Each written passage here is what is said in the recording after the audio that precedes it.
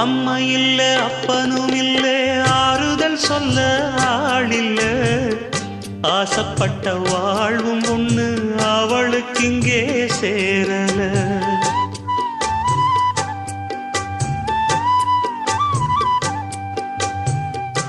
ஆளான நாளிலிருந்து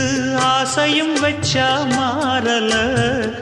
அந்த கதை பாதியில் முடிஞ்சு போனதையா தேரல பச்சை மண்ணு ஒன்னால பல பழி சுமந்தா தன்னால